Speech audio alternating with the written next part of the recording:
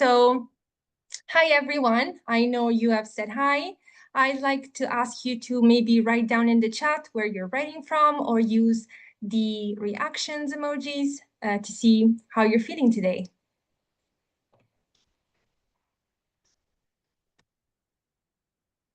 Okay, Ramya, if you're not doing well, you don't have to be on, no worries. Hi, joining from Amsterdam, lovely. From Lisbon, from Berlin, okay. Lovely. Can I ask you from India, from Jakarta, from Florida? Lovely. Oh my God, all over the world.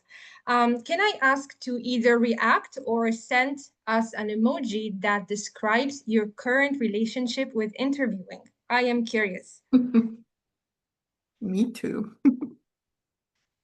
Let's see. Okay, this is an inquisitive one, Lizanne. Let's see what the others have.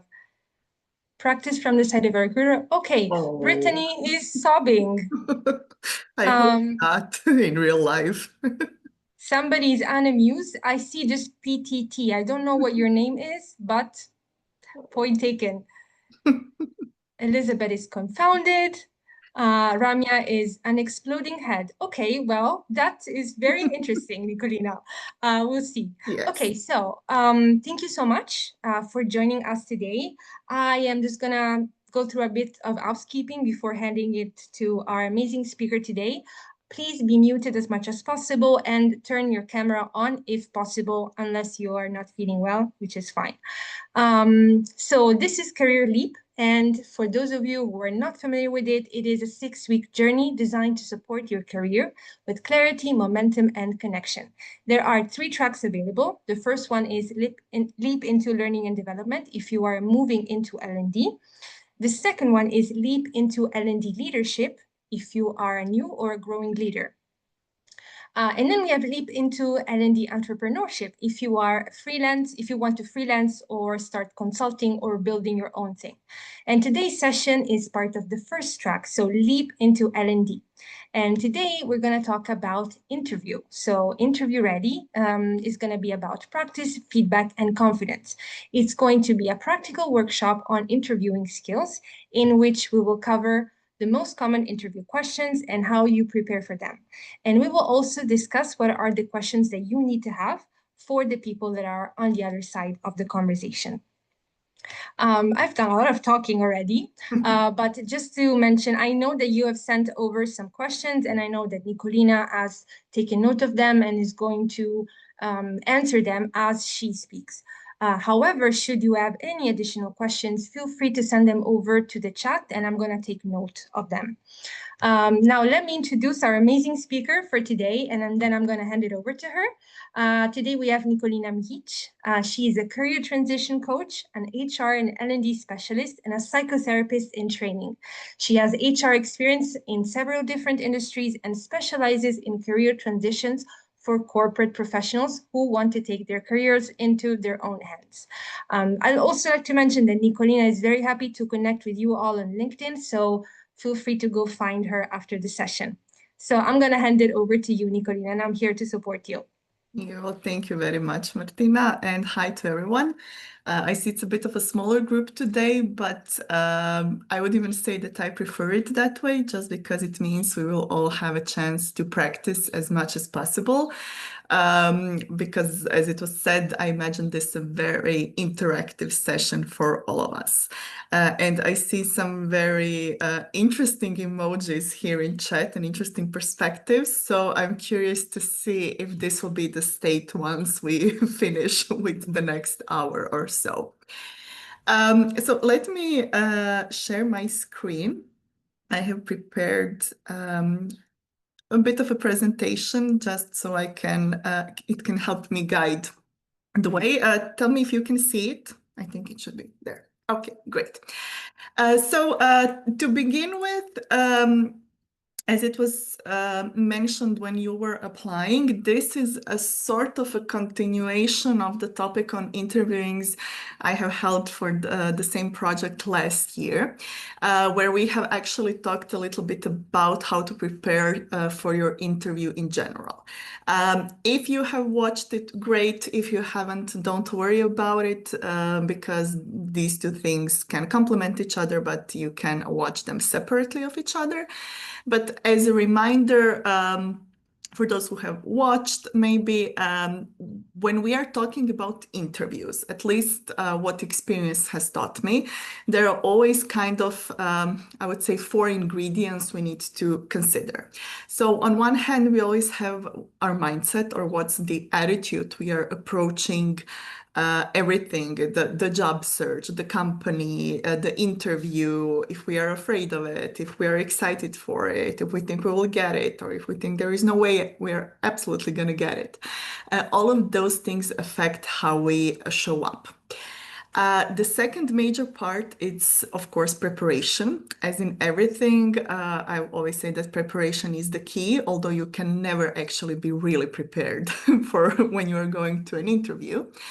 And that's why it's always good to have developed those, I would not say basic, but more, because there's nothing basic about communication skills, but I would say more of this general professional tone and way of working together, especially if you're working in a corporate setting, or if you're working in an L&D field where kind of by default it's expected that you are going to have to communicate with a lot of different people. And the fourth ingredient that I like to mention is so-called tough questions, which I'm sure are at least part of the reason for some of those emojis and reactions. And these are the questions that usually either make us uncomfortable, or we don't know how to answer, or we think that if we don't answer this one question correctly, we will lose the chance to get the job. And those are the things that actually we will focus on kind of the most out of the session for today. But before we begin, just a brief disclaimer that everything I will share today is coming from my own personal experience. I saw that you are all over the Europe. I'm coming from Zagreb, from Croatia. So the culture that I work with, the company that I work with, the other cultures in my company that I'm working with, it's a very specific environment. Meaning that in any company you go through, you can encounter different people with different approaches and different, I would say, even preferences. So there is no one unique way or one answer I can give you in how to, in what to say to those questions that you get. But also there is only one of you. So the best approach that you can do is just listen to yourself, listen to what you need, and take what you can get out of this whole session. To kind of put us in the context, or in the kind of right way of thinking for this session, I have brought up here a couple of points from the previous session that I think are the most important ones when you are looking for a job. The first thing that I always recommend, and I often talk with my candidates during the interview about it, it's that you need to own your truth and own your story. What does it mean? It means that if you don't know something, or you haven't had a certain experience, there is no way you're gonna get it in the next 5 minutes. But that's okay, because even if you don't have a specific experience, you may have done something else that can help you pass that barrier, let's say. You are you, there's no one else like you.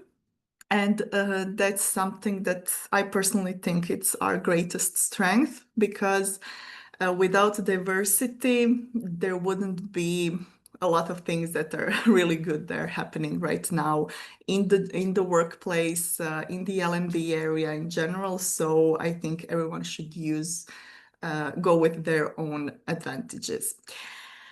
The second thing that I have mentioned in terms of preparation is doing the research on the company, doing the research on the job position, on different types of L&D roles, and even on the culture, the type of company, the team, the manager, anything that you can kind of get the information to understand the bigger picture.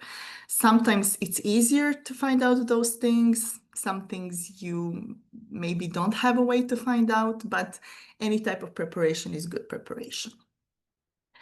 Then I have mentioned briefly about communication style. This is not something we will go into too much details, but the overall tone of everything that we are talking about today should be professional and relaxed. And when I say relaxed, I mean in a way as much as possible. I know this can be a bit difficult, especially if you're feeling anxious or you're nervous, you don't know what's going to happen, how you're going to act and react. But just think of it from the perspective, it's just two human beings talking to each other, and there is not a lot that can go wrong.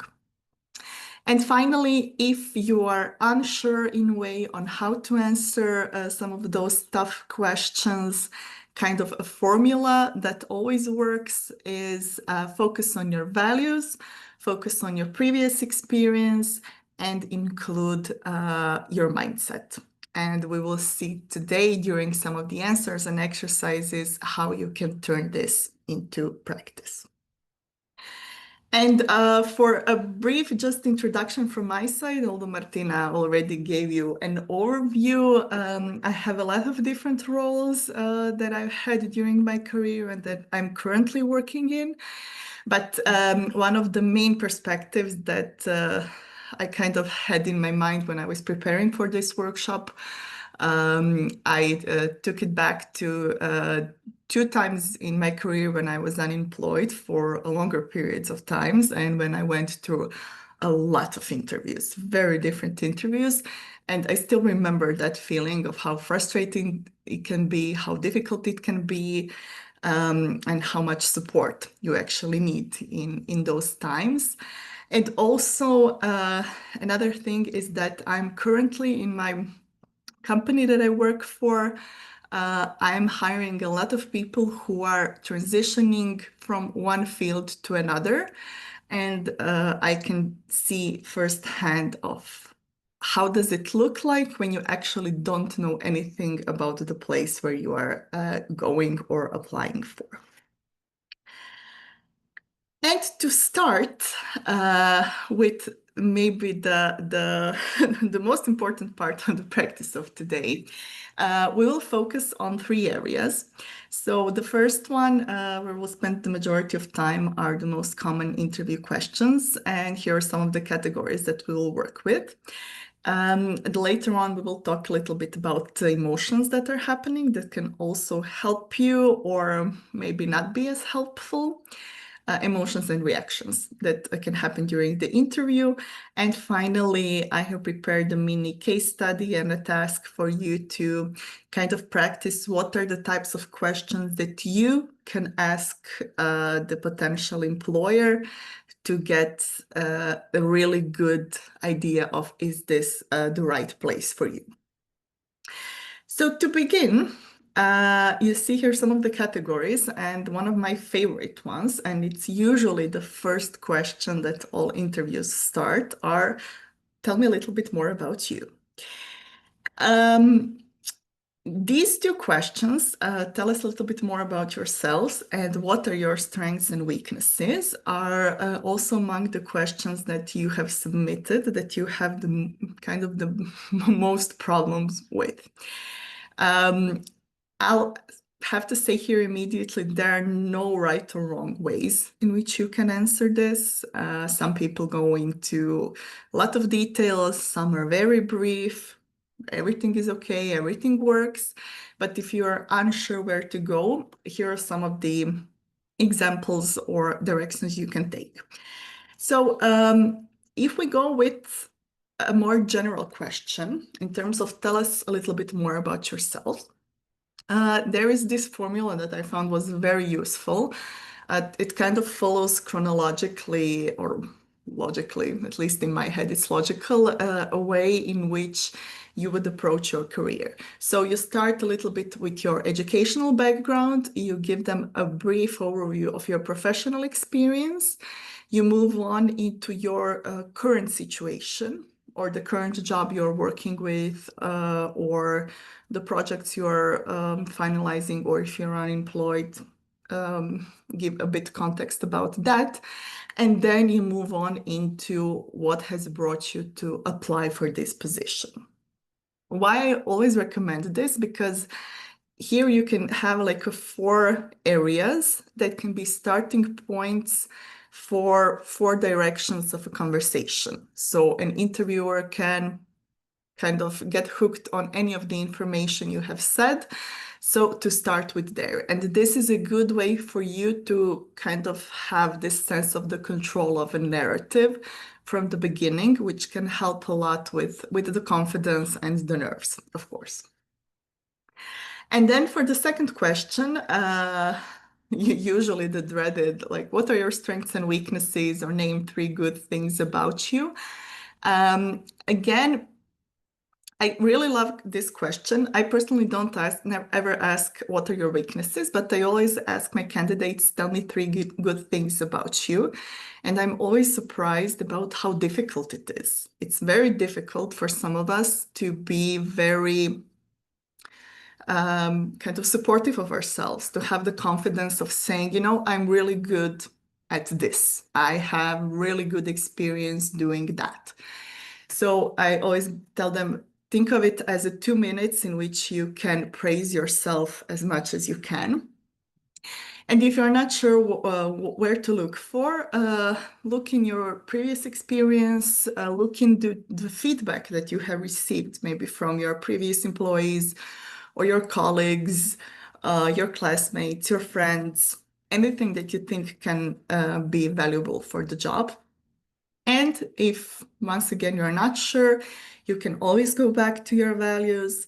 For example, one of my values, it's orientation to growth. So this is something that, no matter which situation, I know that I always look for that other opportunity in which I can learn something new, and that can be a benefit in any situation.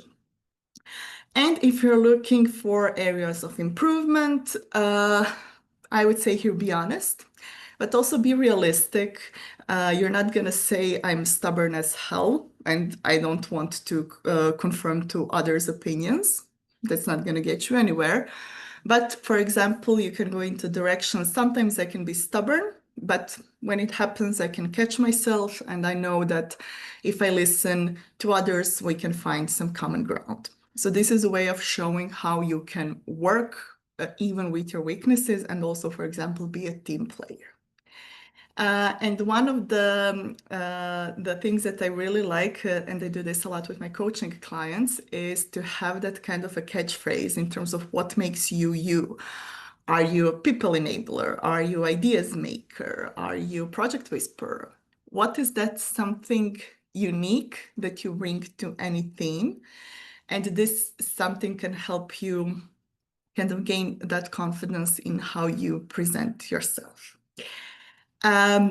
To not leave this just at me talking, this part is something that I have found has the most value if you're actively practicing. So I will ask Martina now to divide you into small breakout rooms.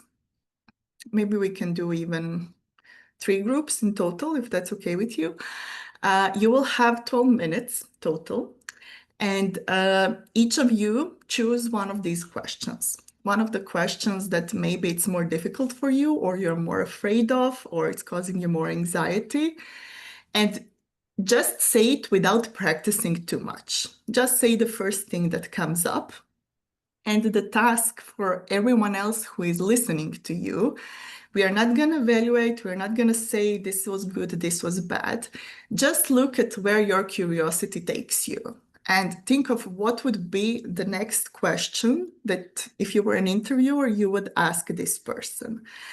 And you can share your question because this will then give you also the feedback in terms of how others have interpreted or seen what you have shared with them.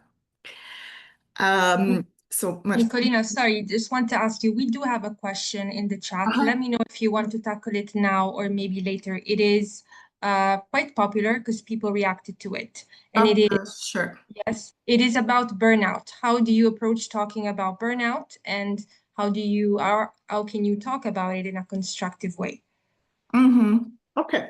Well, yes, I think this it's a very good question. I personally have had the situation where I was leaving a job due to a burnout, and it was always this question of how can I mention it and how can I say it to the other side.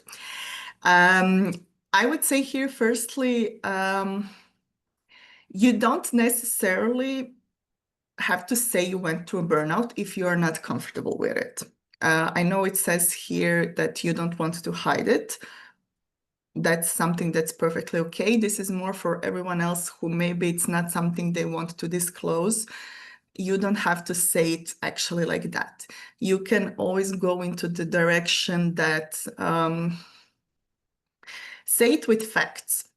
If it was too demanding of a job, if the expectations were not met, if you just couldn't find the right way to work with the people and the tasks, if it wasn't a good match for you, um, anything that comes to mind, because everyone's story is different, but also in a way of why you left.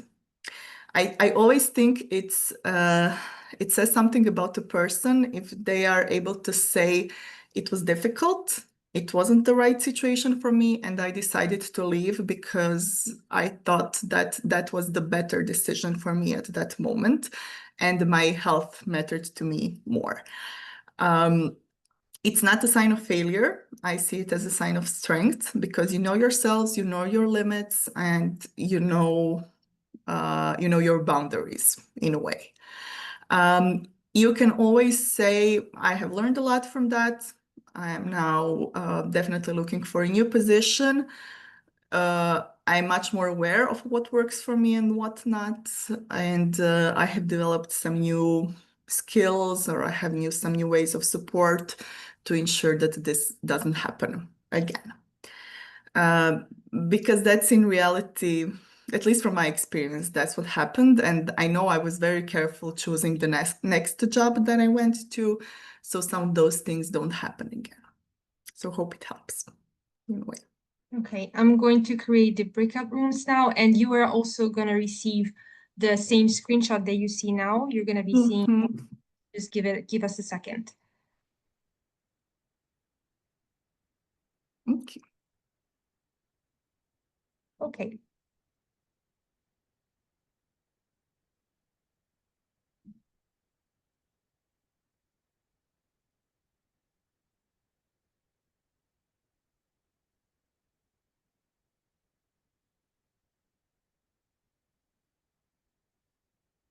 Let me share my screen.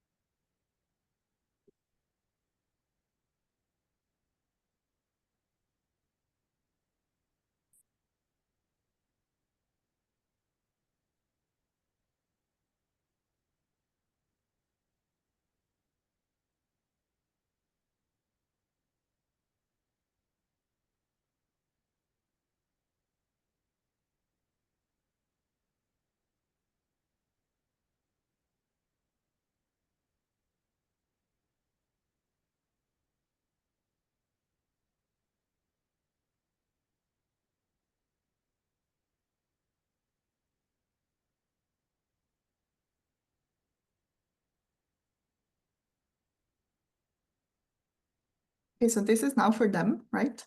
Mhm. I love their questions. Mm.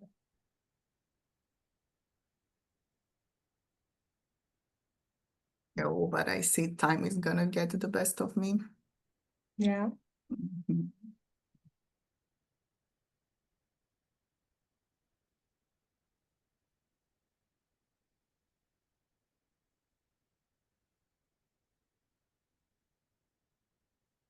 So I cannot see you now because I'm sharing the screen to the breakout Mhm. rooms, but let me know if there's anything I can assist with.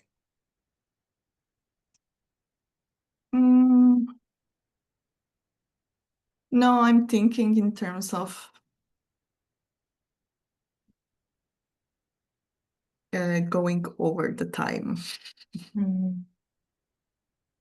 What can uh, where can I go? Um,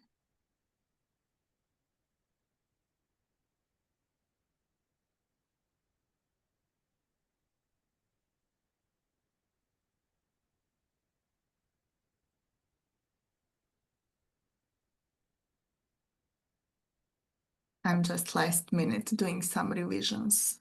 Mhm.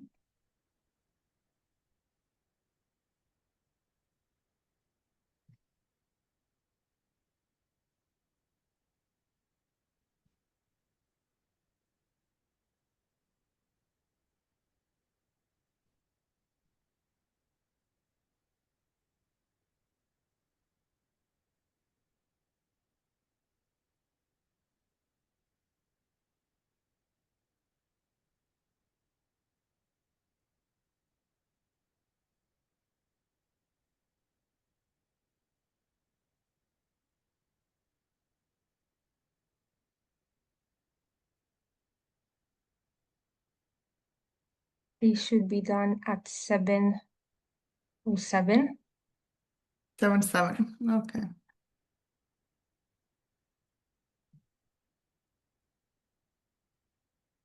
Hmm. Hmm.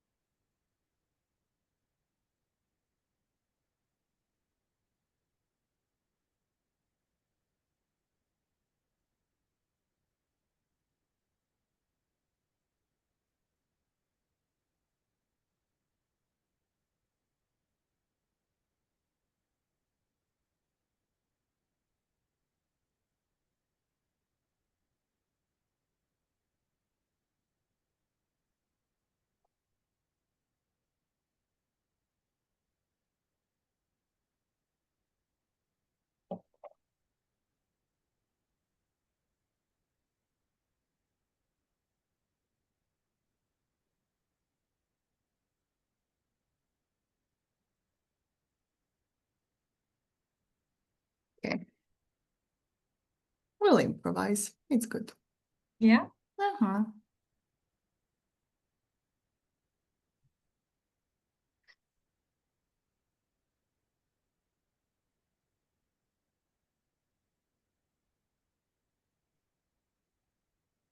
I have removed a couple of talking points, so uh, but I think it's gonna be good. I'm optimistic. Yes. Do let me know if you want to tweak the other breakout session as well. I have created the same rooms as now, but we flow. You tell me what to do.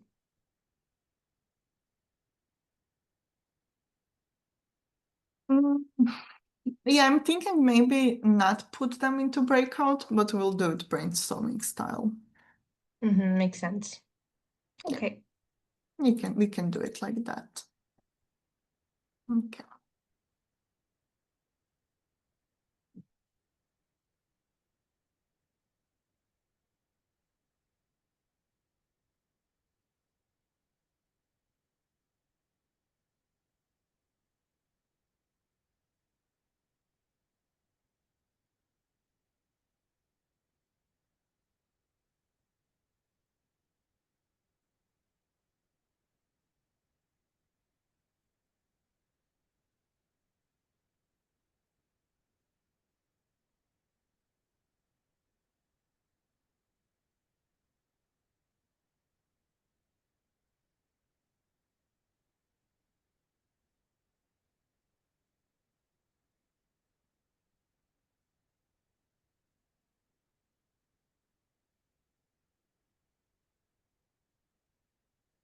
You said 4 more minutes, right? Yes, at 7:07. Okay. If you want to give them less time, it's also okay. I can just tell them we're gonna go back. Can you give them a countdown of a minute? I can broadcast a message where I say we're gonna close in a minute. Yeah? Yeah, if that would work. Yeah.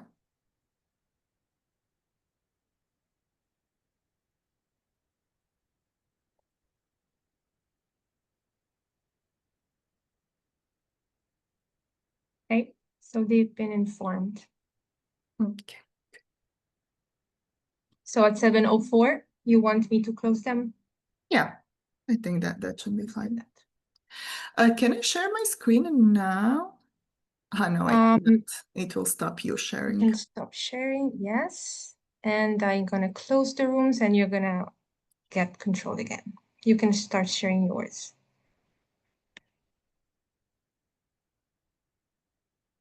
Mm, They should be returning soon.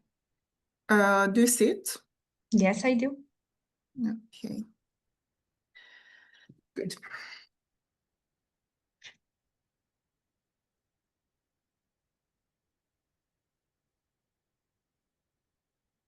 Oh, I feel like we lost someone. No, I feel like maybe one person left. Mm-hmm. But yes. Oh, well, these are never the most popular topics. What can you do? That's why I love working with them so much, because for those who are interested, they're gonna take what they can get out of it. For sure. Okay, they're gonna be back. Mm-hmm. Oh, you're back.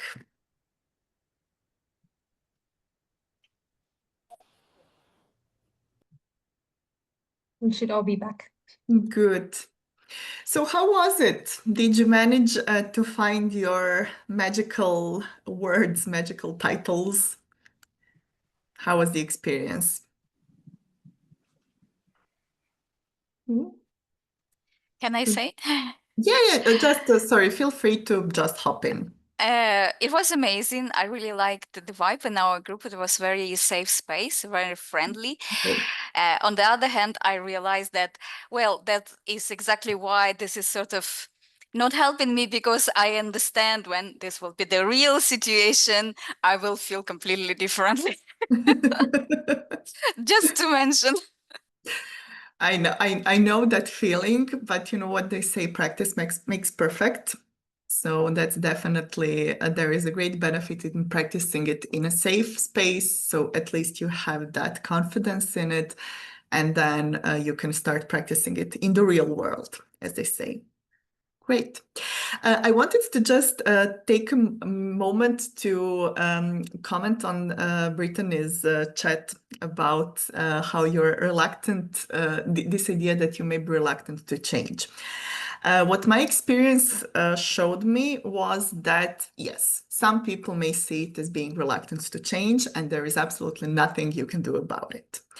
But how I see it, if they don't understand what it means to wanting to be aligned with the goals and your values, then they are not necessarily the company for you. Because if they cannot understand that, it's probably that the same thing is going to happen.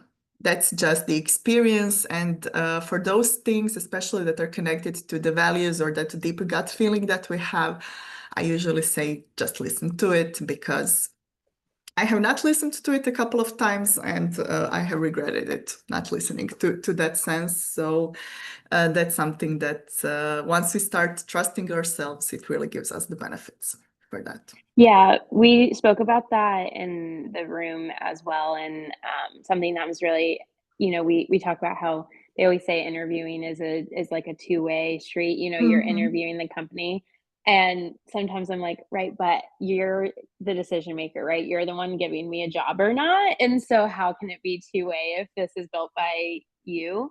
but also that it is important to know that, you know, you don't get every interview, and it may be because there's like an internal candidate or there's a plethora of reasons, and it may not even be being because reluctant to change, right?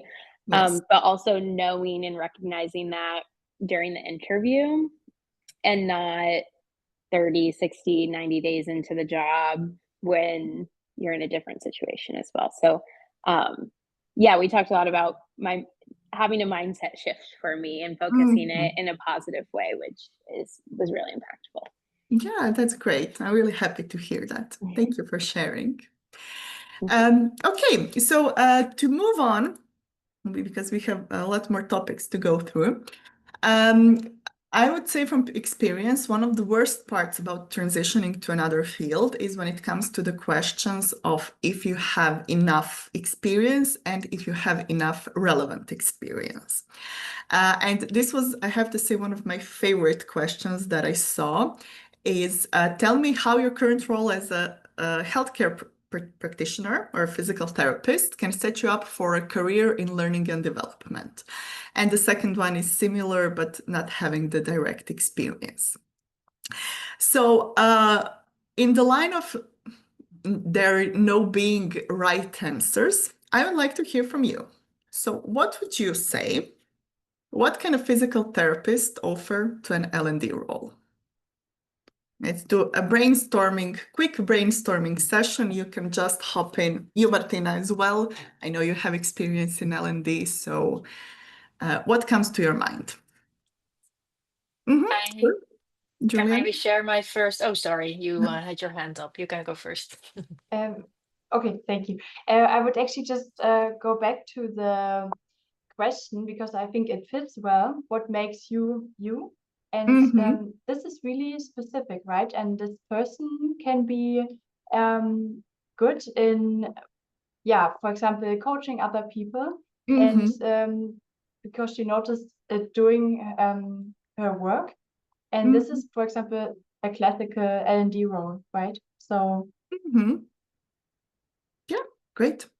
Great point. Thank you. Who's We next? do have a couple of comments in the chat. Yes, I see. There's patient education, empathetical part, and somebody else also said empathy. Yeah, great. Sophia or Sophia? I will just comment. It's not a psychological support group, I understand, and I'm open to support this idea, but it's just my question was about this experience, but rather how to get experience without experience, because in my situation, I see that there is no way they just will hire me without experience, even if I will tell all these beautiful things. Sorry, I'm very negative, but I'm looking for this job for a long time. That's why I rather get experience instead of just rephrasing it in the interview. Sorry, I just wanted to share my heart with you. Don't apologize. I think this is a very valid point because there is one thing in a way of how you can present yourself during interview, which is what we are talking about today. And there is a completely other thing where sometimes lack of experience really is lack of experience. What I would suggest, and maybe someone else has can help you also with ideas in chat. You can always start volunteering. To gain experience, this is usually the best way. I think this group is an amazing opportunity to use as a kind of a starting point to join some projects or something like that. And that with a little bit of patience, and anything can be done. People are transitioning all the time. It's just a way of having enough of that patience and support to go with that. Okay, Ashley? So this was actually my question. So I'm a physical therapist and I want to transition into learning and development. And so I have done group discussions for patients with like Parkinson's disease. I've done like in services about like good like patient communication, like with therapists and stuff like that. But I want to make sure that it's valued in learning and development, you know? So they always try to tie things towards business goals. And I can tell you, it led to this much revenue increase or something like that. But a lot of times we don't have access to that sort of data. So I feel like that's kind of the tricky part of, trying to show that you provide value when you do have the experience, but you don't have the data necessarily to back it up. So I think that's kind of what I'm struggling with. And then being in a healthcare role, it's so different than it's very, very similar, but it's in a completely different realm, I guess, in a lot of people's minds than learning and development. So trying to prove that even though I am like a healthcare practitioner, that I am capable of fulfilling educational pieces and finding and investigating, what needs to be taught. Yeah. Yes, I understand completely the point, and I agree those are two very completely different systems. But not all L&D actually uses metrics as measures. In some companies, they use qualitative measures, they use interviews. And this is something that I'm sure you can pull out of your experience working with patients and the progress that they have made, for example, or during the support groups or any type of gathering feedback. This is also, I would maybe put it more towards what type of roles you're looking for. Maybe not, you're not going to be an LMS administrator, but you're going to be a facilitator or a trainer or someone who does group work. That's, I would say, the good part about L&D. There are many different options. So I would just say, to make it easier for you, I would look into direction of what's the most compatible with your current experience and your current skill set. And I'm sure I was reading the comments as they were coming here. There are some really great ideas and inputs. So I hope you can take them also as an inspiration in which way to go through. Yeah, thank you so much. And thank you guys for everybody that commented. I feel like I can use all of this to really help boost my ability to kind of make my transition. So thank y'all. Yeah, that's great. Okay. To move us a little bit further, just because you have so many amazing questions, and I'm sure we will not be able to go through all of them. This is the part where it was also an interesting group of questions, which was about how to answer those situational or behavioral questions. I pulled out here two of them. One, it's about how we deal with diverse age gaps in team environments. And for example, a classic interview question, I would call it like, tell us about a time when you disagreed with a decision made by leadership. These are some of the things that you will get for sure in an interview. And how you're going to answer it depends, I would say, if you have experience with the topic or not. Sometimes you haven't had a chance to disagree with a decision made by leadership if you have not worked in that environment. But I'm sure that based on your personal experience, you can imagine how you would act. Usually what you can find online, it's to follow this STAR system. You can start by explaining a situation that has happened, what was your task or role, or what has happened, what was the problem, for example, then what was the action you took, and what was the result of that action. If this seems a bit, I'll call it artificial for you, because I'm not a fan of putting like human behavior into formulas. Always a good approach would be to know what is your style or preference in communication with others. So for example, I can share with you a personal example. I'm the type of person, I don't go into conflicts. I am much more inclined to step back. And I just think to myself, okay, there is no point in working together. You think what you think, it's okay. But I know that this is something, it's good, sometimes it's not as good for me. So how I would answer this is I would maybe show an example of a situation when I used this approach. I can share what was the result for me, but I can also share what would have maybe have happened differently if I used a more direct approach. Or I can show how I used to be have this more of a passive role, but over time and experience, I started to set up some firmer boundaries or say what's bothering me in a while.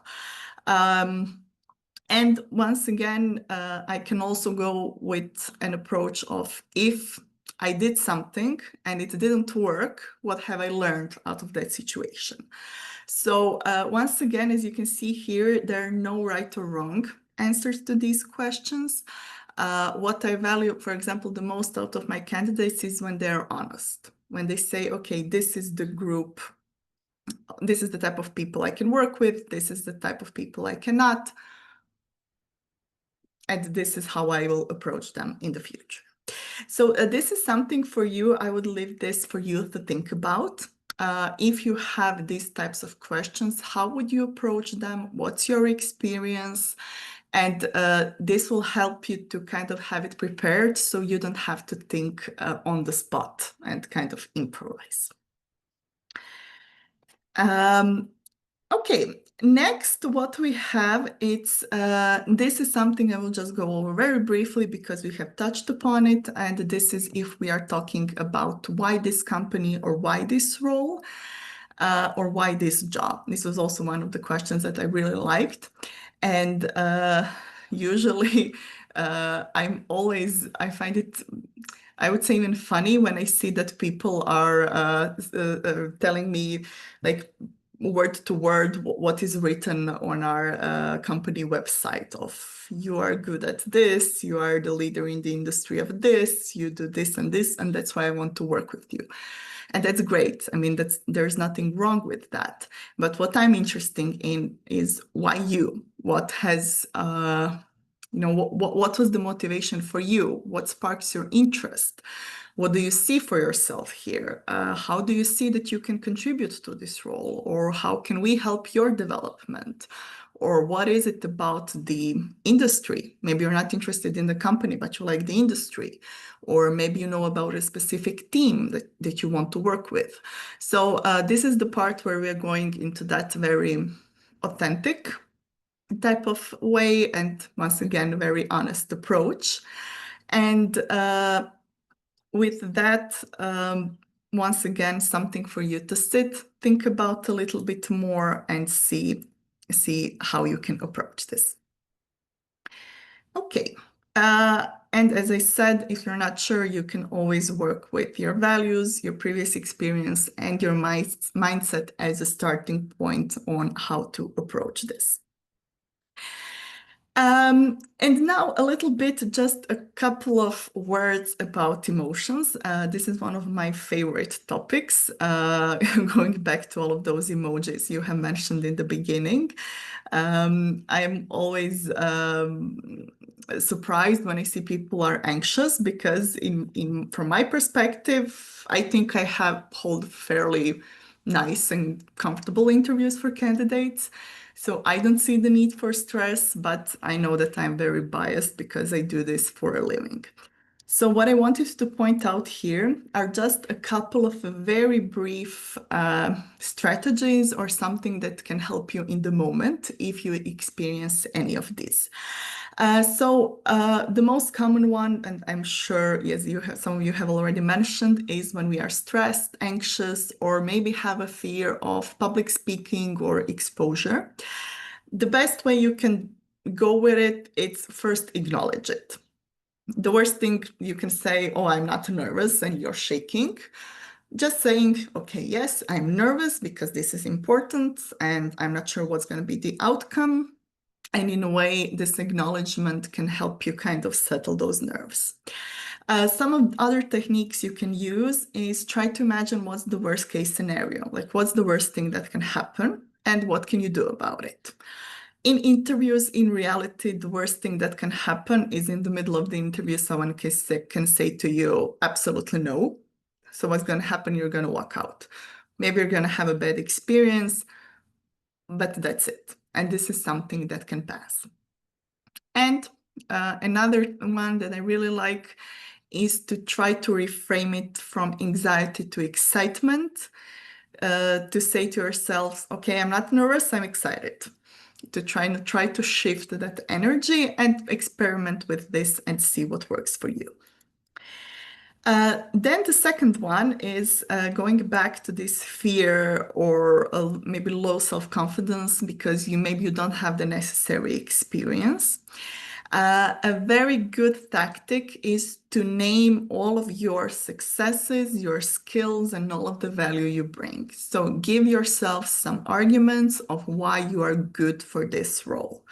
But while doing that, also be realistic. It can be in a way of, okay, I have had experience working with groups of people and with individuals in one-on-one, and I know that I can really understand what they need. So you can tie it to like training needs analysis, for example. But I still have a place to learn when it comes to evaluation of that treatment or those programs. But you have your success, you have your skills, and you're still realistic. And this is a good way to help you build that confidence. Another one I had to put here. This is not an emotion or a feeling. It's just an attitude. This is personal one, which I really don't like, is when people are arrogant. In a way that I call it like humble in your confidence. You know what you know, but you also don't know a lot. And I think this is a good kind of like a learning place where we can all start, because it can allow you to also learn something new during the interview and to help present yourselves more authentically. And finally, the one that I have mentioned, it's if you're having the feel of unease or discomfort during the interview, try to see if you're being nervous and that's because of that, or it's just a bad feeling about the people that are sitting on the other side of you. And if you have a bad feeling that this may not be about you, good for you, I would suggest listening to that feeling, because of course, with disclaimer, it's very easy to say this when you have a job.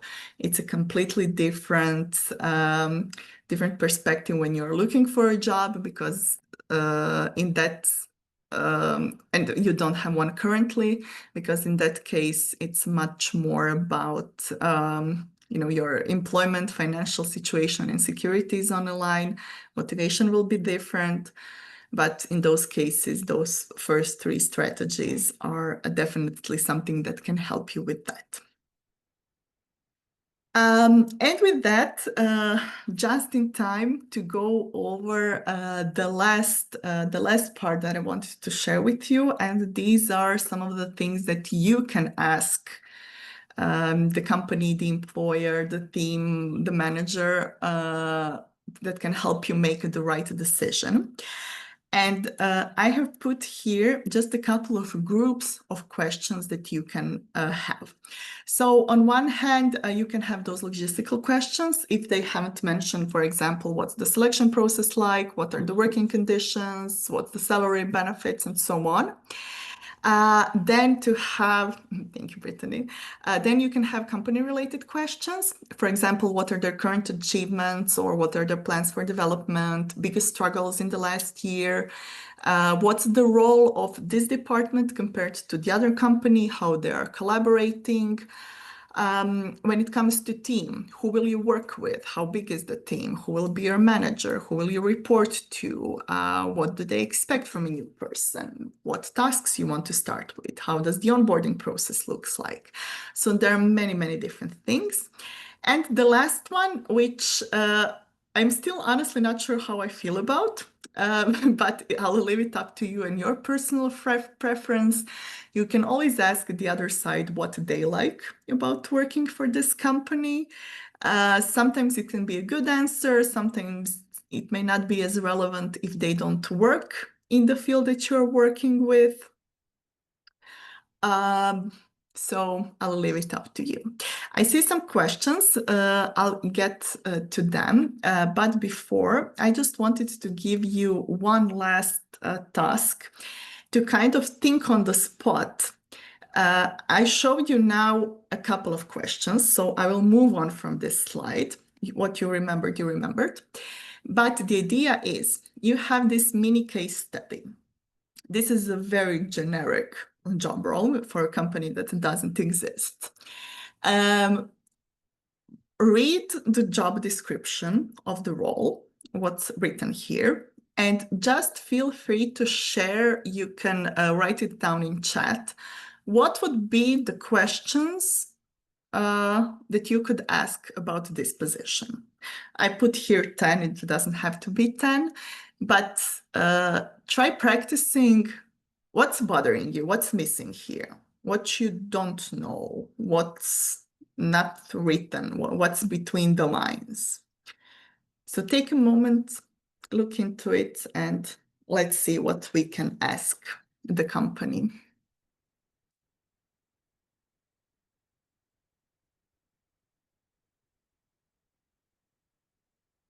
Mm-hmm.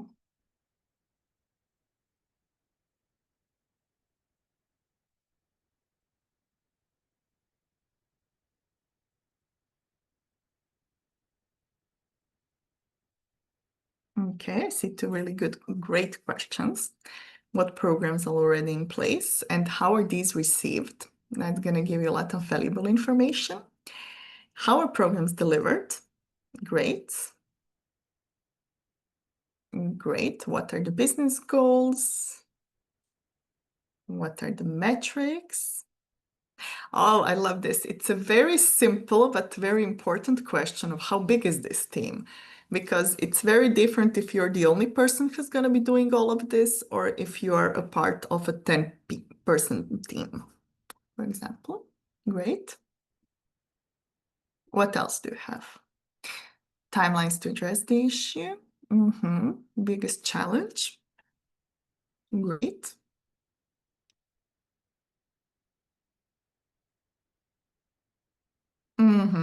I see something about changes, how regular the changes in learning materials needs to be delivered. Great. Oh, this is a great one. What is leadership mindset on trainings? And I will add here, how often, what is your role in communicating with leadership, or how much ownership do you have on that? Because it's a completely different thing if you're just delivering something someone else said, or if you're the one who is supposed to see their needs and present the training for it. Okay, great questions. So thank you all for sharing. This is just a short exercise, and you will have the recording and all of the slides to see how much we actually don't know about the company or a job or a team when we are applying, and why that part, when you have questions, it's really, really important. And there was this one question, and I think we're just on time with the 1 hour. I don't know about you, but the time flew by so fast for me. There was the question about any tips about getting the real info on someone's managing styles, because it's true, sometimes people share only the positive characteristics. This is something where you cannot necessarily, I would say, get the person to tell you if they really don't want to tell you, but you can always ask, for example, about what is the most common reason why people are leaving this team? What are some of the challenges that the team has had? How is the manager approaching different personalities or different styles to work? How are they? What's their role in collaborating with other teams? Just those, like, I would say more like communication-based questions, because here it's the easiest way to catch those red flags. If you say like, what you're bad at, no one is going to tell you directly an answer to that. But I always like the question, what's the biggest challenge that has happened in a team in the last year or so? Because that's something that can give you a really, really good perspective on what's bothering them. And with that, I think we have reached the end. These are just a couple of final thoughts that I won't go over with, but this is a summary of everything that we have shared so far. Like I said, if you have any additional questions, I would be more than happy to connect with you, to chat a little bit more about this. And really, really huge thank you for having this very active participation in the session today. Thank you. Thank you so much. So thank you so much, Nicolina. It was really insightful, and the wealth of knowledge that you bring to the table is really impressive. So thank you so much for sharing your experience. Thank you also to all of you who attended. This was a small group, but it was very, very engaged, which is amazing. I have shared some links with you in the chat, so please check it out. I also encourage you to check out the rest of the events on Luma and see what other events are, coming up next, so that you can enjoy more. And I would like to ask you, if you have time, if you find value in it, please leave us feedback so that we can understand how the session was, and keep improving. Thank you all so much, and I wish you a great rest of the evening or the day, wherever you are in the world. Good luck with your new jobs. Thank you. Thank Thank you. you. Bye-bye, everyone.